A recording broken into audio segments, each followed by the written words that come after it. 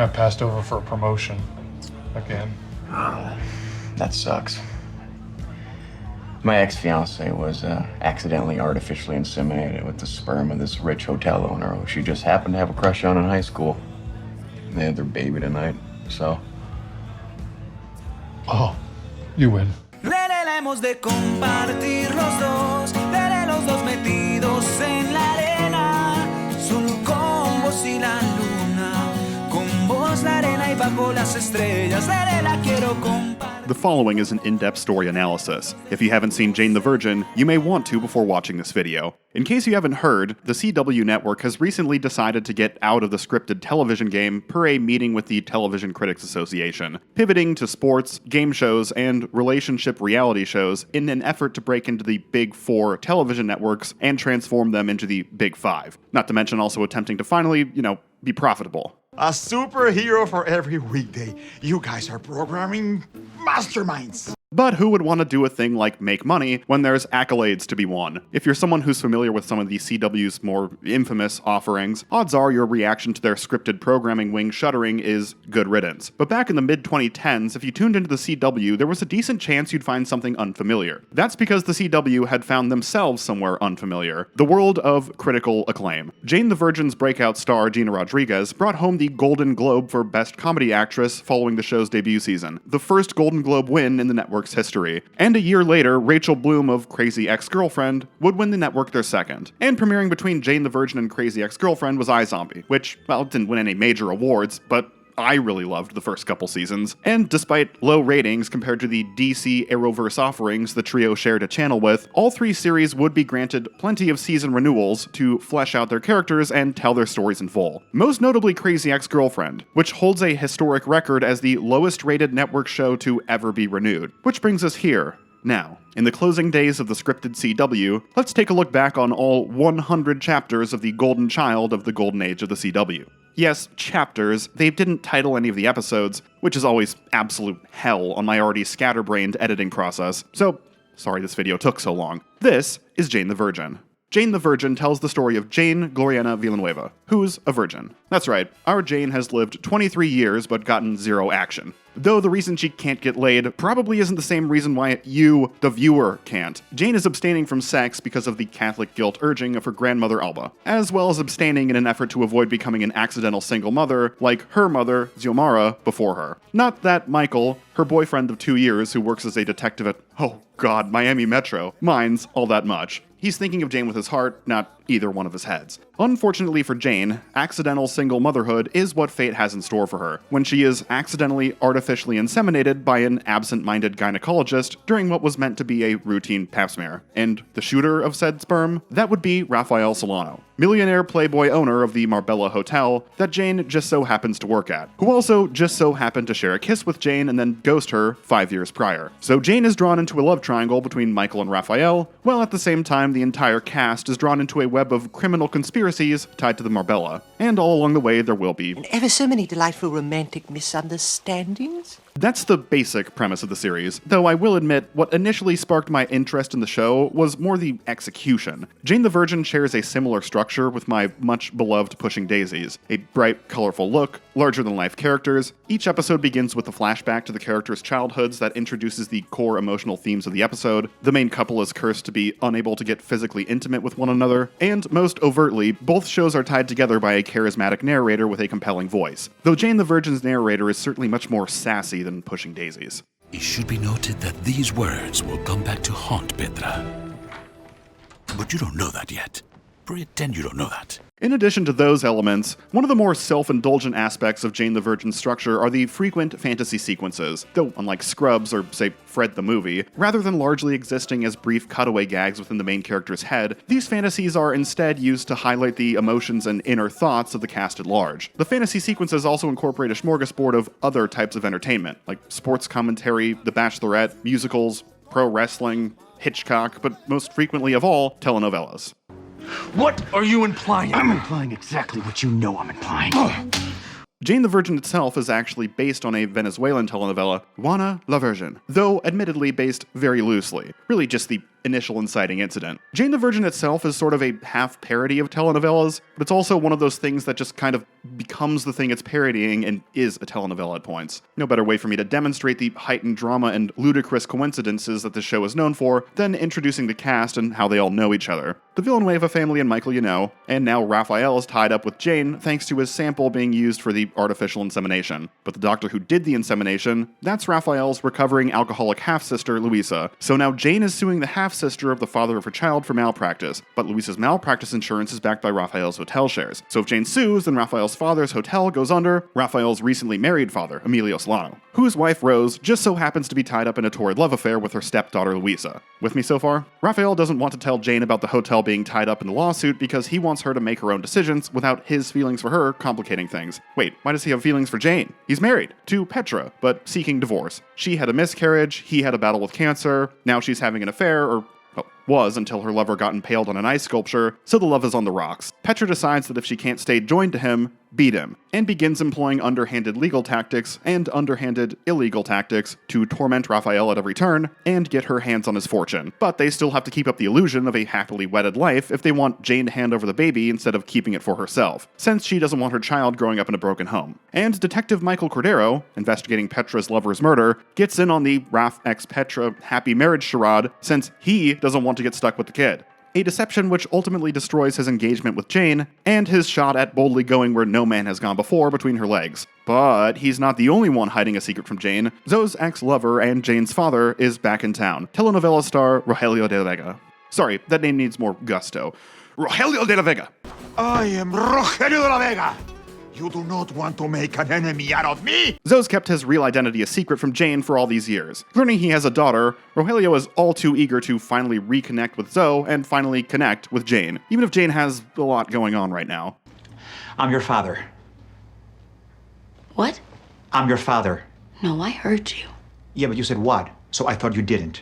So, yeah, you can see what a tangled emotional web the writers weave on this show, and they delight at tangling it further week after week. Fortunately, though, the first season has a good habit of quarantining over-the-top drama to the over-the-top storylines, while keeping the interpersonal and relationship drama more grounded and relatable. A lot of the conflicts are born from deceptions being revealed, though unlike many overwrought sitcoms where little white lies erupt into big manufactured drama, Jane the Virgin's freshman year lies come from a genuine character place where you can see where both sides are coming from. Though, of course, hand in hand with the familial themes, Jane the Virgin runs with a whole honesty is the best policy thematic undercurrent. A sweet and optimistic outlet that imbues the show with an uplifting, cozy charm. Characters are learning and bonding and tackling the difficult conversations for the sake of mutual understanding. And to a man, the characters are so well established and endearing that it's nice to see them largely putting their differences aside and getting along. And when the show does indulge in bickering over minor miscommunications and misunderstandings, it's almost always Zoe and Rogelio, played for laughs instead of drama, and perfectly in character for two played-for-laughs drama queens. That is not why I'm upset, Xiomara.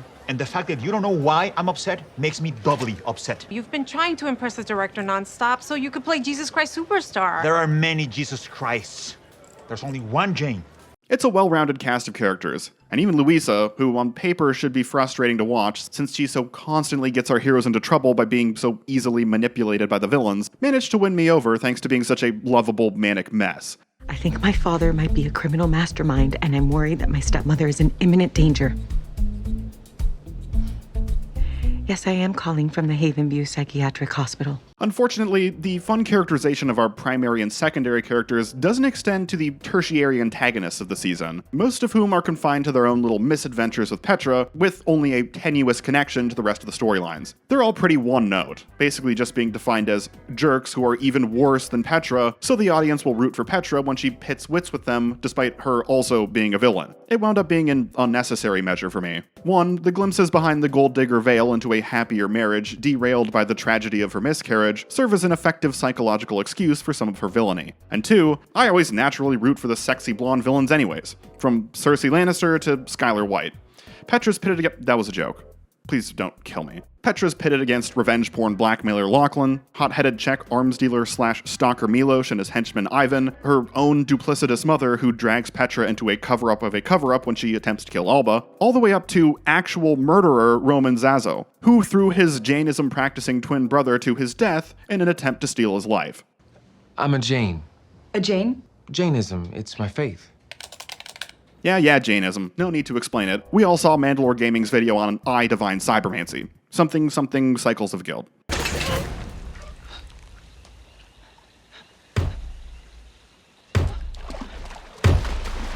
The show definitely seems to think this collection of side villains are all hammier and more fun to watch than they are, and Petra is a deliciously fun primary villain for Rafael and Jane, so they're even less welcome when they're busy sidetracking our favorite femme fatale from her evil duties. That brings me to the other big bad of Jane the Virgin Season 1 and the true BBEG of the series as a whole, Sin Rostro, the man without a face, subject of Michael Cordero's ongoing investigation. Revealed at the season's halfway point to be none other than Luisa's lover and her and Rafael's stepmom, Rose kills their father Emilio, then skips town when her criminal plastic surgery operation is discovered in a secret lab beneath the Marbella. She's apparently out of the drug game and in the changing criminals' faces so they can clear their bounties game, and gives herself a fresh new face randomization so she can return as another secret villain next season. We have his picture. We can send out an APB with his face on it. Don't bother.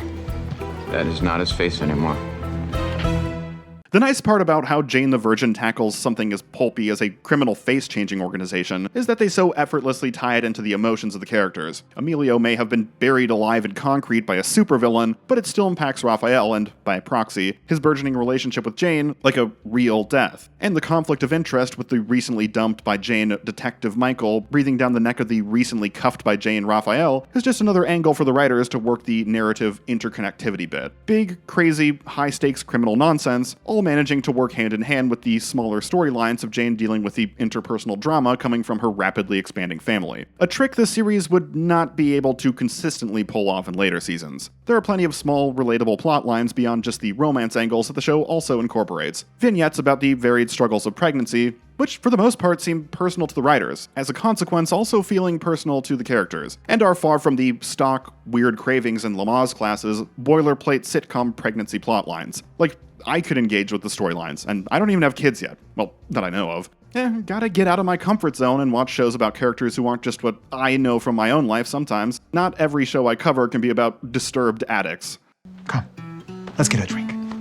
We can, because we are not alcoholics. Thank God. Then of course we have the main love triangle of the show, tying it all together. While I praised how organically the conflicts arose between characters on the relationship drama front in Season 1, I did find the catalyst of Jane and Rafael's big breakup underwhelming. Like, Michael got caught in a lie, collaborating in an elaborate plot to not get stuck with the baby, even if it meant sending it off to a home he alone knew was dysfunctional. Perfectly legitimate reason for Jane to leave him, though he's still not entirely in the wrong, since Jane was clearly developing feelings for Rafael, and less than 24 hours after dumping her fiancé, she's macking on the guy. But toward the end of the season, Rafael callously dumps Jane just because I guess he thinks he'll be a bad influence on her, then rapidly realizes he's made a huge mistake and wants to get back together. I mean, it's not like it's implausible. Breaking up with someone for some flimsy-ass reason only to immediately regret it? Been there, coined that. But it does come across like the writers just want Jane to be single going into the show's sophomore year, so audiences will stick around for round 2 of the love triangle shenanigans without feeling alienated by their team losing. And I really do want us to be friends. Great. And when it comes to audience retention, that brings us to the big cliffhangers of Season 1. Petra gets her hands on a second sample of Rafael's sperm, previously thought to have been lost, and contemplates revisiting the baby trap plan from 9 months ago. And after Jane delivers her baby boy, Mateo, an agent of Sin Rostro poses as a nurse and snatches the newborn up like she's Jareth the Goblin King. Hey, look at that. All that talking and arguing and fighting about who's gonna take the baby when it's born, and the problem just solves itself. Nah, I'm just messing around. Why was the baby taken? What does Sin Rostro want from him? Or want in return for him? Tune in to Season 2 to find out. Michael, someone took him. Someone took Mateo. Jane, I need you to listen to me for a second. Are you What listening? is happening? Jane, listen. I need you to clear out the room. I know who has Mateo, and I know how to get him back. The season hits the ground running, with Michael, Rafael, and the not-quite-mobile-again Jane racing around Miami to track down a sinister Sin Rostro flash drive in Luisa's possession so they can exchange the drive for the captive Mateo. Not wanting to keep audiences in peril for too long, though, it isn't long into the episode before the exchange is made with Michael's turncoat former partner, and we can return to our regularly scheduled new baby programming. And also, of course, our regularly scheduled love triangle. In contrast to the previous season, where Jane could barely go a few hours without a man in her life until until the endgame, the first half of season 2 is a much more, shall we say, actively competing for her hand love triangle, though Michael and Rafael's roles are now reversed. Michael is the guy unwittingly winning Jane over even as he tries to respect her boundaries, while Rafael is the recently broken up with, missed being her lover by that much lover, trying to get his foot back in the door. Although, regardless of if you're Team Michael or Team Rafael, I think we can all admit Mr. Solano has lost some of his mojo. Did I ever tell you the definition of insanity? It's dropping the I love you and that's my son, so let's be a real family line over and over and expecting a different outcome. How is he helping? He's the reason you need a security system in the first place. Even Rose knew he was obsessed with you. That's why she took Mateo.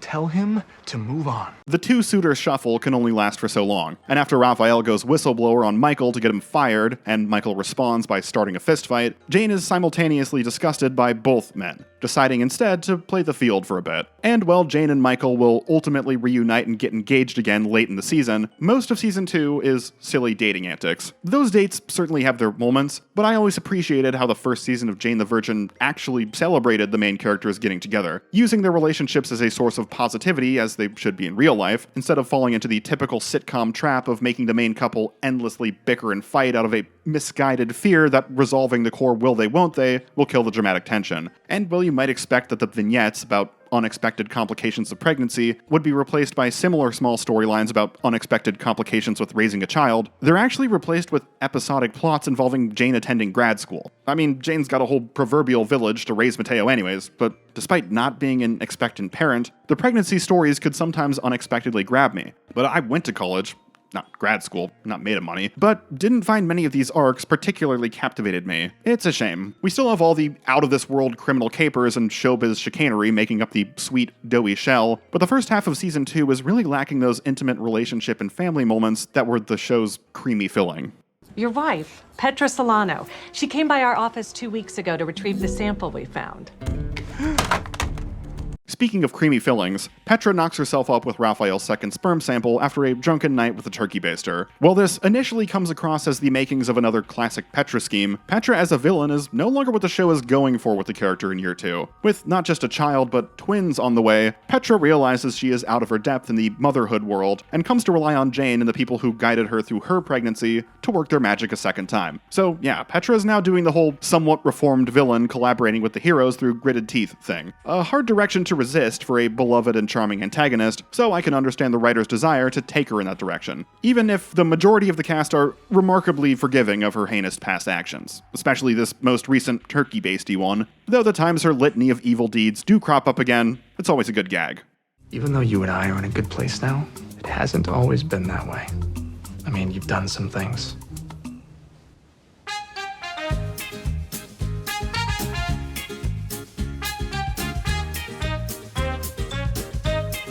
Sorry. I forgot people don't want to read TV. When I watched season 2 of Jane the Virgin live, I still enjoyed the charming cast of characters, but I never found the season clicked with me in the same way the debut season did. And rewatching the series for this video, I've had the same experience again. Did I just enjoy the pregnancy material more than the grad school and newborn material? And was it because the pregnancy material was better executed, or just a matter of subject matter taste? Did I just like the characters more when they were paired off together instead of out in their own separate single and mingling worlds? But when you take a step back from the little details and look at the season as a whole, the real problem crystallizes. Season 2 of Jane the Virgin is one of those sequels that just repeats the first installment's plot again, but worse. Rafael inadvertently got a woman pregnant with his sperm sample again, only instead of Jane, who has complicated and varied personal relationships with the rest of the cast, it's Petra, who has a unilateral adversarial relationship with everyone. There is a new crime lord in town, going by the extremely unimposing pseudonym Mutter, who is yet again revealed to be one of Papa Emilio Solano's ex-lovers. Only instead of a novel criminal identity erasure service, Mutter is just crime lord. Seriously, I don't even think they specify Mutter runs drugs. What crime is this crime lord doing, besides conspiracy to sabotage my interest in the show? Not that we need a new crime lord with a twist reveal identity anyways. Sin Rostro's still running around town with a fresh new face. Although it's not terribly difficult to deduce which new character it is. Jane's academic advisor? Unlikely, but that would be a hell of a reveal. Petra's identical twin sister Anezka? Probably not. Especially since Anezka is working on a diabolical plan of her own to drug Petra into a coma, then steal her life. So posing as the sister first would just be needlessly convoluted. What about Michael's new partner, Susanna? You know, the one who has access to all the Sin Rostro case files in her new position, and is aggressively trying to take down Sin Rostro's biggest rival, Mutter, and who sparks up a whirlwind romance with Sin Rostro's ex, Luisa? Yeah, even with the big misdirect where a body double of Sin Rostro gets 86th, it's hard to be surprised when Susanna's mask comes off. Well, except for the fact that her mask literally comes off. I get the desire to keep the same actress in the role, but it wasn't surgery? She's been wearing a frickin' Mission Impossible style mask for an entire year? Even for this show, that's insane.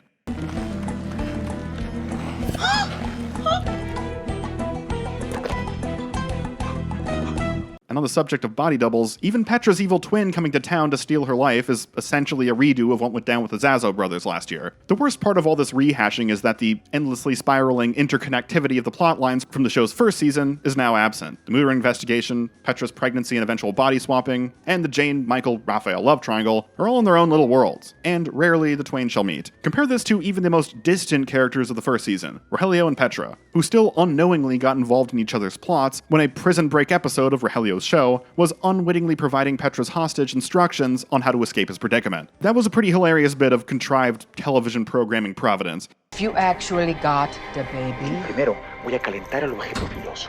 Después, voy a introducirlo a... Enough. No! I've been dealing with Not the show, I am all watching show. day. I You have am to watching prioritize. this show! Okay, jeez, relax. Soy libre! Soy libre! On the subject of Rogelio's show, even his reliably show-stealing wacky antics take a while to find their footing in Season 2. It can be frustrating. The miniature story arcs are so exciting and humorous in premise, but the execution doesn't mind the comedic conceits for all they're worth. Rogelio is revealed to have formerly turned to Scientology. Great in concept, but in execution mostly functions as a blackmail plot device that ultimately comedically pays off with a lazy masturbation joke. And by that I mean the joke is lazy, not the masturbation itself. For all we know, it was quite vigorous. Then he begins work on a telenovela remake of Mad Men named Hombres Locos, which should be a comedic goldmine. Sadly, despite some surface-level funny, over-the-top moments, it is really surface-level. Either the writers were scared that too much of the audience weren't familiar with Mad Men and would only get high-level references to the series that had entered the pop culture consciousness, or worse, none of the writers knew much about Mad Men, so they just Friedberg and Seltzer did. Show him you're Don Draper. Cigarettes. Fortunately, third time's the charm, and Rogelio's unfortunate abduction at the hands of a crazed fan that's all a nod to Misery has some fun moments. And entering the second half of Season 2, the writers toned down the zaniness of Rogelio's zany plots. The later Rogelio storylines of the season are all very conventional sitcom story templates. Overbearing guy hijacks a bachelor party to make it suit his tastes. Pampered rich guy has to work a real job for a day. Jealous guy has to contend with his ex sleeping with his rival. Dumb guy asks his smart relative to feed him smart lines at a social event to impress people. But despite the boilerplate premises, these episodes are enjoyable to watch because they effectively utilize the heart and personality of Rogelio. Free trade with Cuba is essential. Just look at the great success of the Nazi alliance. Continuing to bring back the heart and personality of the series, I may have been a bit down on Season 2 as a whole, but the romantic, lighthearted levity of the show is rejuvenated with Jane and Michael's engagement, taking us into the season finale. It's a Neapolitan-style wedding episode. The first third of the episode is your classic race to be on time to the ceremony antics. Jane, please stop running. Your makeup will melt. Let me carry you. No way! Then your makeup will melt! You're right. We'll reapply when we get there. The middle of the episode is the ceremony and reception themselves, a beautiful and playful capper to the long-simmering family, friend, and romance relationships of the series as a whole. It's touching at times, it's silly at times, but it's consistently, relentlessly proud of the characters we've come to love. But what would Jane the Virgin be without its obligatory big twists? And the final act is a salvo of cliffhangers to leave audiences anxiously awaiting next season's premiere. Xiomara realizes she accidentally got pregnant after hooking up with Rogelio's professional rival, Esteban. Doubly troubling since Rogelio and Zoe split up over him wanting and her not wanting any more kids. Rafael's half-brother turns in Mutter and makes off with a hidden fortune, and we're now officially 2 for 2 on hotels with secret tunnels and con artist brothers that the writers kind of forget exist between seasons. Petra is petrified by Anezka, who drugs Petra and swaps places with her. And the big one, Michael discovers Susanna's identity, and she kicks a bullet in his chest in return, just as Michael was on his way to consummate his marriage. Will Michael survive? Well, yes, then no, then eventually yes again. It's all uncertain going into Season 3, but what is certain is that Jane is going to have to stay a virgin a little while longer. Tomorrow morning I'll wake up in my bed alone. Unless I hire a prostitute just for the night. Kind of like a wedding present. Okay, so Michael survives the gunshot initially, but let's cut to the chase. Halfway through the season, complications from his injury will suddenly kill him, and Jane the Virgin immediately follows up his demise with a 3-year time skip. Michael will eventually return in the show's final season, with amnesia, but we'll burn that bridge when we get to it. There's enough to unpack with Michael's death already. There are more takes on Michael's death than there are stars in the sky. Like, there have to be at least dozens. Given the precipitous ratings hit the series was met with in the following season, dropping over a third of its US viewership after 3 years of remarkably steady numbers, it's safe to say a lot of people saw Michael die and just said, I'm out. That could be because of more nuanced reasons, like feeling the second half of Season 3 was mishandled, or more straightforward reasons like Michael being a relatively uncomplicated everyman who was potentially your eyes-in character, or just him being the guy you wanted Jane to end up with in the end. On the flip side of that coin, proponents of the decision can point to the occasional foreshadowing of Michael's death, courtesy of the narrator, the conventions of telenovelas, which also indulge in such dramatic character deaths, and I've even seen people say, hey, this is Jane and Raphael's love story, it was always going to end with them getting married, and if you were Team Michael, you just didn't get it and watched the show wrong. You're dead, and I'm not. So, I win. And you can suck it. Hell, many critics who raved about the decision at the time realized with hindsight when the series wrapped that killing off Michael was more sizzle than steak, either because they felt the following time skip and half season succeeding it didn't capitalize on the emotional and character opportunities, or felt his eventual return retroactively cheapened the elements that did work. Anything can work, you just have to make it work, and the death of Michael Cordero turns this whole production into a real mixed bag of small, impactful character scenes and big, hollow-feeling cliffhangers, all while paradoxically lending Season 3 an underlying sense of direction leading up to the death, but then sending the writers scrambling to find a direction after the deed is done. First, the good. The first half of Season 3 is more solid than Season 2. Like, literally more solid. It has a solid foundation of the new status quo. Jane and Michael struggling to pay the bills following Michael's injury-related demotion and subsequent quitting the force, not to mention Jane discovering the temptations of the flesh. Zoe's decision to terminate her unwanted pregnancy, played refreshingly not melodramatically compared to the usual implementation of that subject matter in television. Rogelio scouring the Magic City for a woman to bear his child while still pining for Zoe. Rafael getting tangled up in a stolen art cover-up to protect his late father's name. And Anezka's attempts to keep Petra locked into locked-in syndrome. Since there's a 3-year time skip on the horizon, every character is on an unspoken deadline to get to a tidy resolution before their plotlines get lost to the sands of time. Which means not only do all the characters have a sense of direction, they also have a status quo which can be meaningfully disrupted by twists and cliffhangers. Compare this to Season 2, where the plotlines, relationships, and motivations were all shifting so frequently and everyone had all these convoluted, hidden agendas, creating an effect where the season basically had no status quo. As a consequence, with every big cliffhanger, it was hard to take the show at its word. Whatever crisis the writers are setting up this episode, even odds it'll be resolved in next week's installment and never come up again. Like Raphael and his half-brother have scheme on top of scheme and betrayals and secret alliances, but it's just back-to-back reveals with no sense of where it's all headed. Rogelio goes through so many promotions and co-stars and new shows that when one of his gigs gets canceled, it's hard to feel the weight. Oh no, Petra's being forced to marry Milos. It was only part of a spousal privilege ploy so he could hide grenades in the Marbella, and it's only an hour or two before Milos is arrested off-screen and the grenades are disposed of. All right, give him back. Come on, everybody, give him back. Hey, who pulled the pin on this one? But then we get to the second half of the season, 3 years in the future, and sure, there's certainly a new status quo and new directions the characters are heading in, but after a shocking twist that should be breathing new life into the series, the first episode of the time skip retool left me immensely bored and wondering that old screenwriter gut check question. Why is this story happening now? Obviously, at the start of the series, Jane got accidentally artificially inseminated. Luisa was reigniting her love affair with Rose, Rogelio had come to Miami and was about to reconnect with Zoe and discover he had a child. All kinds of stuff was kicking off. But now in our pseudo-repilot, what's the inciting incident? Jane's stuck in a nightmare publishing gig, but also continuing to work on getting her novel published, so, swings and roundabouts. Petra's running the Marbella, which has new competition from the neighboring Fairwick. Petra and Fairwick owner Chuck are business rivals in the streets, lovers in the sheets, so that's more or less business as usual. And both our leading ladies have a healthy platonic relationship with the father of their children, Rafael, who has become a more level-headed individual following his 9-month stint behind bars. Not like he just got released and that's where we're starting up, Ocean's 11 style. He's been out for a couple years by now. Even Luisa and Rose are back together, familial murdering be damned, with Rose no longer cooking up evil schemes and simply lying low. It's neither a grim grim opening that sees characters at their lowest point so we can root for them to crawl their way back from the brink of despair, a la, say, the second season of Party Down, nor is it opening on everyone finally back in a comfortable, happy place where some new events can majorly upend their lives in an exciting way. It gives the distinct impression that the writers were terrified of being too dour with their lighthearted, breezy show, and so they overcorrected by sidelining the heartbreak of the characters, which is a shame, because when the character's grief over Michael's death does come up, it's remarkably impactful. Michael was my best friend. I really loved him. And I still think about him every single day.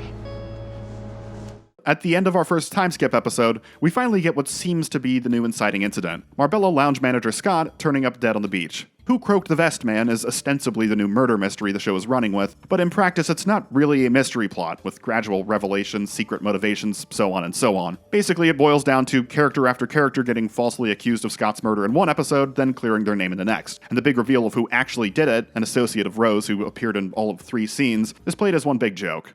The real Eileen must have killed him. Which is true for the record. Come on, Eileen! Oh, I've got that one. That's terrible. That's terrible. Okay, quickly. Oh, God.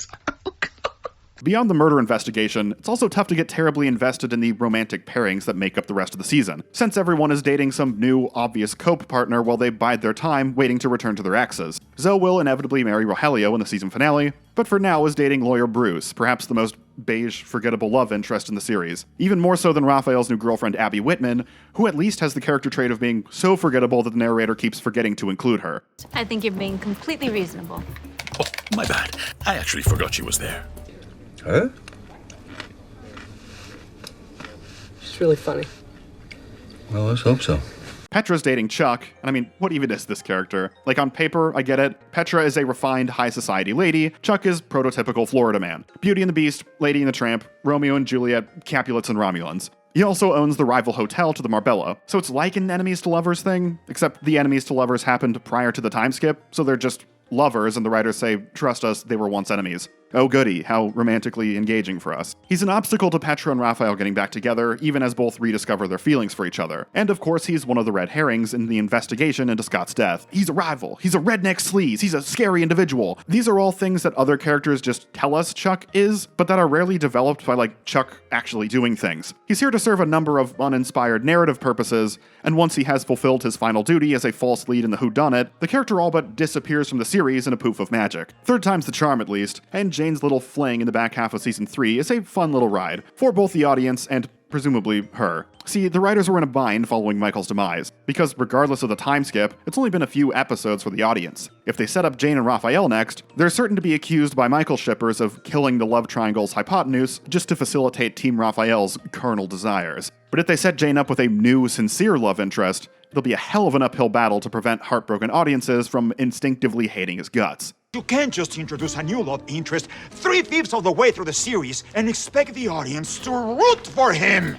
So the writers went a clever third way to soften the blow of more inevitably serious relationships down the line by pairing Jane off with a gormless buffoon who is routinely disrespected by the characters and will ultimately become adversarial. Jane had the whole whirlwind stuff of fairy tales romance with Michael, and 3 years later, getting back in the dating scene, all she's really in the market for now is a sex idiot. She finds one in Rogelio's new Airhead co-star, Fabian, who may be sweet and a grade A pork machine, but is also an overly schmaltzy, embarrassing dork. Jane and Rogelio's antics will eventually break his heart, revealing a bitter side to him that he directs toward father and daughter. It's so much fun in season 3 when Jane and Rogelio's stories come together, or when Raphael and Petra's come together for that matter. Really makes you wonder why the writers were so committed to keeping everyone in their own little worlds for such a significant chunk of the season, when the cast all playing off each other has always been the lifeblood of the series. My dad is not going to fight you.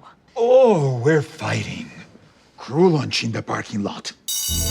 Speaking of Rogelio, I never really got into what he's been up to after the time skip. Rogelio had planned to have a baby, platonically, with a matchmaker named Darcy, eventually developing real feelings for her as they worked out the logistics of the conception. Flash forward 3 years, and the couple decided to birth a reality show about their romance rather than a child, though the production has driven the two to despise one another while simultaneously being forced to act lovey-dovey for the cameras. This reality TV show had the unfortunate effect of distancing Rogelio and Zoe, after Rogelio made Zoe Twitter's public enemy #1 for a summer by giving her that most dreaded of reality TV fates, the bad edit. That was perfect. We'll make it seem like she lost it because of you and Darcy. Come on, she just spilled coffee on herself. America doesn't know that. Looking to mend his relationship with his former love and mother of his child, Rogelio breaks his contract to escape the series with Darcy and begin atoning for the mistakes he has made, kicking off a Roe v. Hollywood legal battle in the process. So hey, Rogelio trapped in an undesirable profession and emotional low point, taking a stand after 3 years to reclaim the love of his life and his independence as an actor. To my point earlier, this is a post-time skip occasion for story. Well done, Rogelio. You get an A+. Granted, we're grading on a curve this semester. Go! Xiomara. Just go now. I previously mentioned that the writers' hearts didn't seem to be into the baby elements when compared to the pregnancy elements of Season 1, and the final function of the time skip was to throw the baby out with the Michael water. Now they have moved into the more creatively expansive world of preschoolers, with most of the comedy and drama mined from Petra and Jane's clashing parental styles, as well as Petra's progeny presenting precocious and perfectly, while malicious Mateo monotonously misbehaves. Although it does beg the question, if the writers are kind of over this whole baby thing, why reveal Rogelio knocked up Darcy in the finale? She looks pretty far along, guys. I think you're gonna be stuck doing baby plots again. Oh, I need your advice. Why? It's your dad's. That unexpected pregnancy reveal occurs inopportunely as Rogelio and Zoe's wedding approaches, and the final turbulent days leading up to their union take us into the finale. After a search across the Sunshine State, Jane is able to track down a missing letter from Michael, penned in advance of their wedding and allowing her to finally get closure. She also finds the letter in the possession of her first love, Adam, who happened to discover it in Michael's old apartment after coincidentally moving in after him. So as much as it is a sentimental final farewell to the character for the audience, it also functions as a baton pass from lover to lover for Jane. Everybody say hi to the new guy. We'll get to the FNG Adam in a moment. Zoe and Rogelio get married, and Rafael lures Rose into a trap by flushing her disguised self and Luisa out of hiding by falsely telling Luisa that his cancer has returned. But while Jane the Virgin's big bad has just been defeated, a new adversarial duo are rising up to take her place. Luisa, now forced into a prison pen pal relationship with her criminal girlfriend after being manipulated by Rafael's cancer ploy, and Anezka, embittered with her sister for conniving to sabotage Anezka's relationship with the late lounge manager, Scott, with both deciding to stick it to their siblings by seizing control of the Marbella. With the knowledge that Rafael's adopted, Luisa uses the exact wording in her father's will to deny Rafael his inheritance. And that's Season 3. After a reliably endearing first half that saw Jane the Virgin at long last become Jane the Deflowered, the series certainly took a big swing with Michael's death, only to overcorrect into blithe and essential fare out of a questionable desire to seemingly offset the intense drama they conjured up for their dramedy series. Luisa may have the whole Marbella in her hands, but her new ally Anezka isn't exactly a reliable partner, and Anezka starts cooking up plans of her own. Heading into Season 4, things are going to get mental. Luisa is now running the show, positively incensed at Rafael for deceiving her with a fake cancer scare and a ploy to smoke out, his father's murderer, correctly assuming you were sheltering her, I might add. But it isn't long until that haunting Sin Rostro's sinful slam piece past comes back to bite Luisa. Carl, one of Rose's agents, comes to town to demand Luisa burn down the Marbella for the insurance money so they can use the cash to put into motion a plan to spring her lover from the Huskow. But after nearly fumigating the building with fire, Luisa comes to the disturbing realization that she has lost her mind and Carl is a figment of her imagination. Except he's not. Anezka and Magda hatched a plan, and here's the rundown. Hire an actor to pose as Luisa's hallucinated Rose henchman Carl, then delude Luisa into believing she's insane and nearly burned a building down over a delusion, so Luisa will check into a mental asylum and defer control of the Marbella to Anezka. It is, what's the best way to describe it? The most fucking nuts plan ever, although in practice it isn't terribly entertaining to watch unfold, which is an inevitable curse in any con scheme where the writers make the mark a total rube. I take back what I said about Luisa during Season 1. Anezka is able to convince her the plot was hatched by Rafael all along, and Luisa just takes her word for it. Luisa having total command of the stakes of the plot while also being a complete sucker who perpetually falls for every villain's scheme is starting to get frustrating. Anyways, machinations to get control of the Marbella. We're in our 4th season by now, you know the drill. People faking their deaths, Anezka posing as Petra, Petra posing as Anezka, all culminating in a mid-season finale where an ambiguous altercation leads to Anezka somehow falling to her death. And I promise you, friends, this time she really is dead. Ned Stark dead. Oh, whoa, spoilers, guy. Don't you know that alluding to a well-known and widely discussed plot twist from an episode of television that aired a decade ago is just beyond the pale? For old time's sake. Fringe Season 4 is an alternate timeline, Hannibal escapes in the finale, and the killer in the first season of True Detective is Not content to let her offspring and granddaughter have all the dating fun, Alba has been caught up in a sweet little relationship with her co-worker Jorge. Though early in the season, she rejects his proposal to get married when she gets caught up in her own head. And by the time she realizes her mistake, Jorge has already moved on. Right back into the breach, eh, bud? Jorge and I share this philosophy. The best Latina is the next one. On the subject of broken engagements, let me introduce Adam, Jane's first love straight out of high school. She and Adam fell for each other and fell hard, resulting in the two getting engaged only a few months after meeting, much to the nervous disapproval of their families. At Alba and Zoe's secret urging, Adam called off the engagement and moved to New York, leaving the couple estranged. Now 8 years later, the two figure they've matured enough to give their romance another shot. The series does well to endear audiences to Adam in the season premiere, despite most audiences being psychologically primed to knee-jerk reject him, utilizing a female Latin lover narrator to provide insights into his thoughts and history, while verbally sparring with our Latin lover narrator all the while. Wait, why are you being so quiet? You always have something to say. Well, the stars are definitely aligning, but...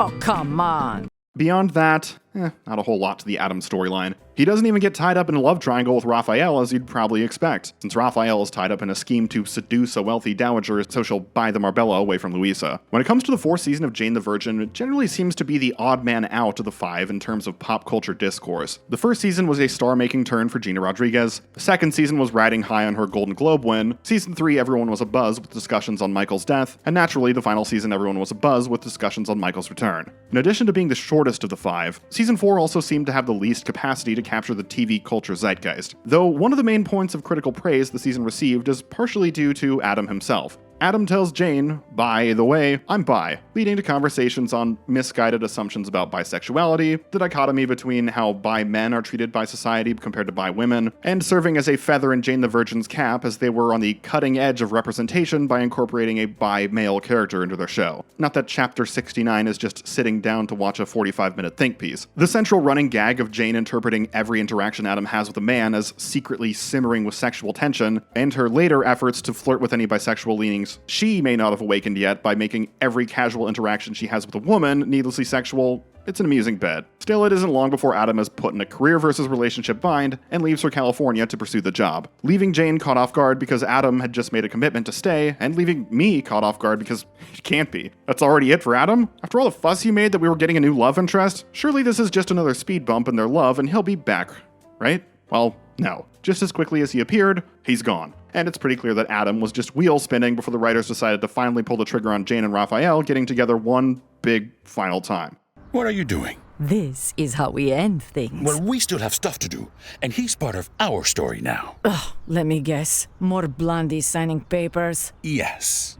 And thank you for that transition. Adam isn't the only one getting by. After being charged with Anezka's death, Petra begins to develop romantic feelings for her attorney, Jane Ramos. When a blackmailer attempts to force JR to throw the case, Jane and her client set off on a quest to deduce the identity of the blackmailer and save Petra's skin, with JR using the cover story that she's a black widow seducing Petra to hide what they're really up to. So the two have the whole Chuck thing going on, secret missions under the cover that were out in the town sparking up a relationship, all while the feelings grow more and more real. I mean, it's not the most out of left field lesbian awakening in television history. That dubious honor goes to Colleen Donaghy. Pairing off the show's femme fatale with a new second femme fatale is a decently novel idea that keeps the whole thing from feeling like the writers are pandering to a demographic who wants to see two hot girls make out. I'm of course referring to straight men.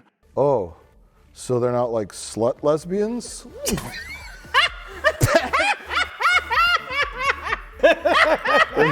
his only knowledge of a lesbian was like something from like a porno movie. Alright, I'll wrap up the segment before I try to get too cute with more jokes and put my foot in my mouth.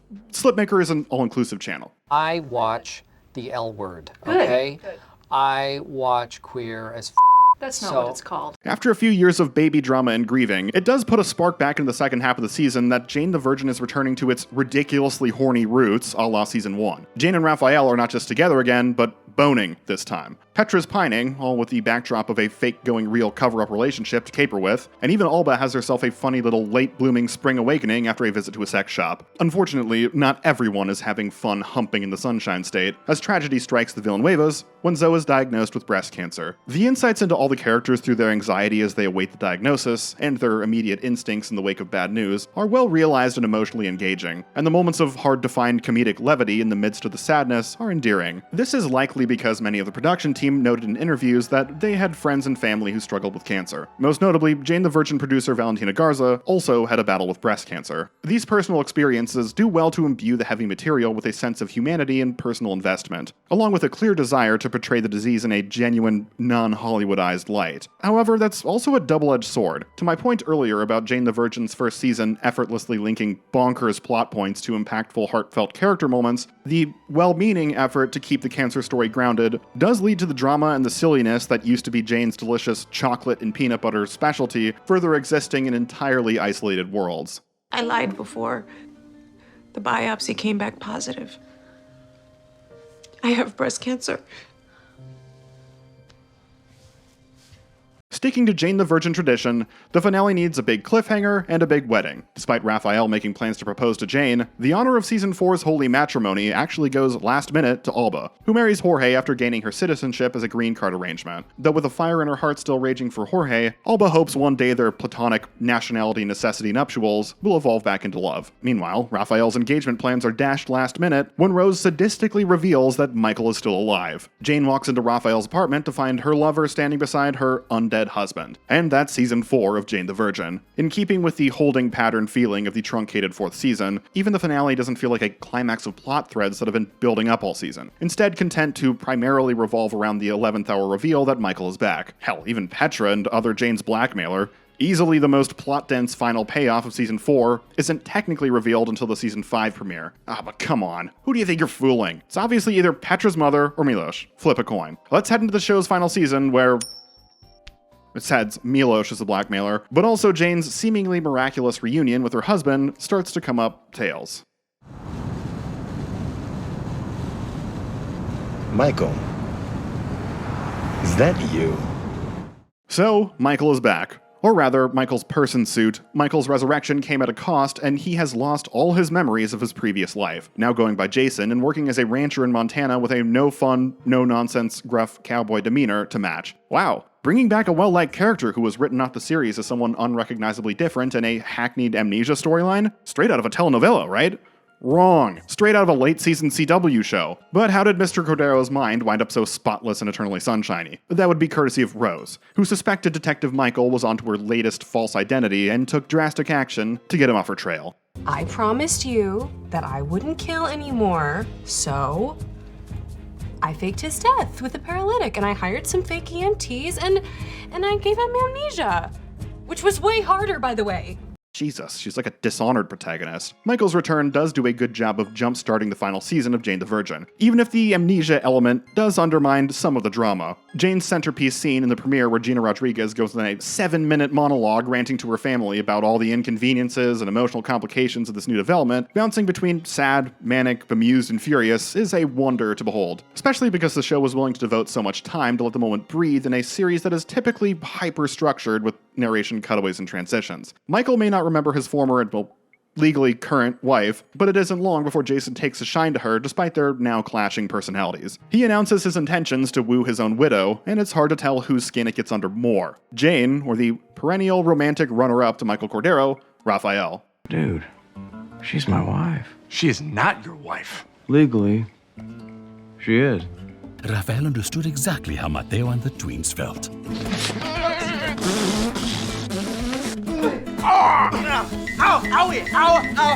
But of course, Rafael was an adult. Fortunately, it isn't too far into the season before Undeadwood over here regains his memories and the real dramatic complications can begin with the real Michael returning. Or at least that's when these complications should begin. In practice, there isn't as much drama as you'd expect from Michael's return. Partially that's because there isn't really even a love triangle again. As soon as Michael regains his memories, Rafael just throws his hands in the air and says, Jane always picks Michael over me, so screw it, I'm out. The other reason is because, well, there's so much organic occasion for conflict, but the main conflicts are all instead born from none of the three being particularly thoughtful of the other's positions. Michael initially respectfully tries to leave town so his presence doesn't disrupt Jane's life, but once he sees a window, dude is right back in there. Rafael slams on the big red relationship eject button at the first sign of trouble. When you'd imagine he'd have more compassion for the confused feelings of the woman he claims to love after her husband impossibly came back to life. And Jane is probably the most empathetic of the trio, doing her best to express her emotions up front rather than hide them, but Rafael made it abundantly clear he needed a promise of commitment now, so she really shouldn't feel too caught off guard when her prolonged indecisiveness possessiveness causes a rift between the two. And after finishing the series, it's kind of hard to not see Michael's return as the writers setting the tables for the finale, prepping the audience to like how everything ends. For the Rafael fans, you no longer have to wonder if he was a consolation prize after Jane lost her one true love. Michael came back, and Jane definitively chose Rafael. For the Michael fans, you don't have to feel like he was just killed off to make way for Rafael. Michael gets to survive, he gets his memories back, and he has a new life in Montana for a new happily ever after. And for the Rose fans, here's a heinous, manipulative thing that derailed everyone's lives, so we can spectacularly kill her in the penultimate episode of the series, without you still rooting for her to get back together with Luisa, because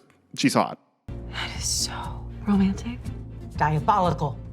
On the cusp of running away with Michael to Montana, Jane the Yellowstone has a last-minute change of heart in a fairly impactful rug pull scene where she realizes she really, truly, once and for all because there's only a few hours of show left, loves Rafael, and leaves Michael to his new life. Rafael is less than receptive of her final decision, burnt out on the will they won't they drama that so constantly left him an emotional mess. The two devote their energy instead to co-parenting Mateo, though that task also causes problems between the pair when their son is diagnosed with ADHD, and they each have differing plans to address the neurodevelopmental disorder. Jane and Rafael handle their disagreements very maturely.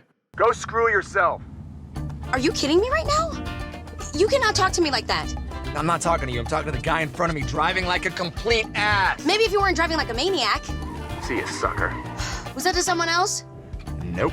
Well, that verbal altercation is amusingly played for laughs. A lot of the interpersonal drama has the cast at each other's throats for frustrating, bad sitcom-y reasons. A far cry from the organic relationship hiccups that I praised in the early years. Xiomara attacks Rogelio's co-star, the perpetually injured Brooke Shields, because their scripted kiss looked too steamy. Rogelio causes problems on set because he resents his co-star for making more than him and misunderstands the discourse between equal pay. Jane Ramos is furious with Petra because Petra used her connections to help Jane on the job hunt. Jane suspects Rafael of doing drugs around their children just because Rafael and Petra are both needlessly cagey about Rafael taking antidepressants. Even if those conflicts later reveal the character was simply venting over another more serious emotional issue, come on guys. This show distinguished itself by demonstrating that all its characters are more emotionally mature than this.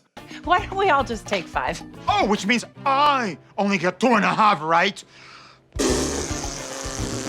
Fortunately, seemingly suspecting the series is ending, tempers cool, and Rafael and Jane get engaged, taking us into the endgame. Happily, Jane the Virgin really nails its ending, first with a final showdown with the recently escaped Rose, whom Luisa has been working with the cops to thwart. With huge twists and turns, all leading up to our epic confrontation, with both our lives hanging in the balance. Huh. If Luisa doesn't show up, you're gonna have plenty of room on your side of the wedding aisle. I criticized iZombie for its subversively underwhelming final villain showdown in that retrospective, and I noticed a lot of commenters disagreed and actually appreciated that sort of payoff. Much like Rogelio de la Vega, I have a flair for the more dramatic. A mustache-twirling villain maniacally threatening the main character and her family, a pulpy hostage showdown on a rooftop, all climaxing with the villain being shoved off a roof, impaled on a spike, and immolated. Yeah, that's how you take out a bad guy.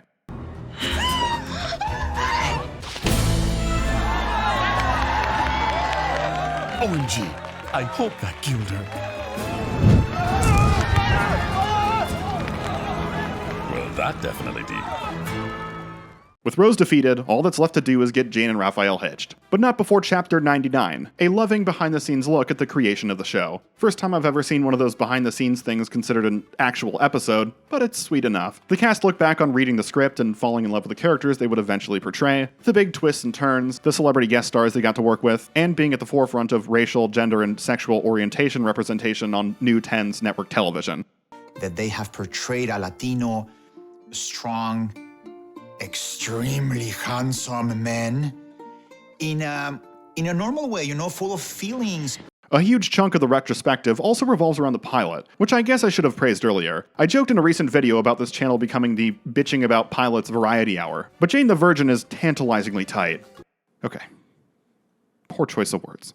Jane the Virgin's pilot is tantalizingly tight, engaging, and perfectly in line with the characterizations we would later see in the series. I particularly enjoyed this behind-the-scenes discussion of how the Villanueva home's porch became known as the Porch of Tears. Because of the characters sat out there, they just knew it was going to be a crying scene. Hilariously and sentimentally carried on into the finale. With Jane and Zoe both leaving the nest, the trio sit and quietly cry at the sunrise for a minute. And no words need to be exchanged. We know these characters, we've seen their struggles and are happy for their happy ending. We love these actresses and hate to see them leave our screens. Shedding a tear goes without saying.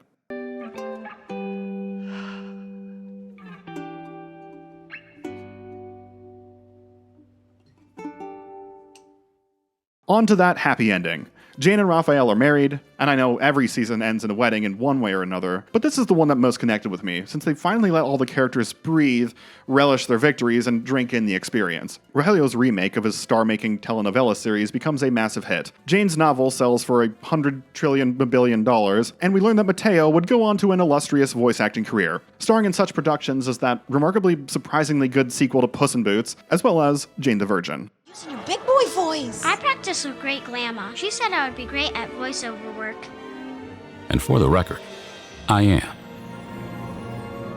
And that's Jane the Virgin. There were plans to develop a spin-off titled Jane the Novella, also on the CW. Gina Rodriguez would serve as the narrator, with showrunner Jennie Snyder Urman continuing on as well, with the series functioning as an anthology where each season is an in-universe adaptation of one of Jane's books. Alas, the pilot was not picked up. While Rodriguez's narration was praised, the general critical consensus of Jane the Novella's pilot was underwhelming. I tried to track down the pilot myself for this video, but wasn't able to, despite my intensive efforts. So you Googled it? No, I didn't just Google it. I found this thing, right, called the Internet Archive. So you Googled it?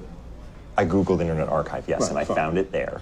Well, I certainly had my issues with the intermittent plotting problems, and I'm firmly in the camp that Michael's death was a good creative choice that wound up flubbed by poor follow-through. I do still have a soft spot for the show. Possibly simply because those last few episodes are like a Men in Black neuralizer that makes you remember the experience as a whole more fondly. I mean, Jane the Virgin really does stick the landing. Beyond that, even with my occasional narrative misgivings, the characters were consistently spectacular, the cast was consistently spectacular, and that first season is really something special. Alright, that's 2/3 of the CW triple threat done. But if I ever do Crazy Ex-Girlfriend, the only appropriate way would be a literal musical review. Subscribe to the channel so you know when the casting call comes out. I told you before you can pull the plug. Actually, you need to put that in writing. I did put it in writing. A text with a plug emoji and a thumbs up doesn't count.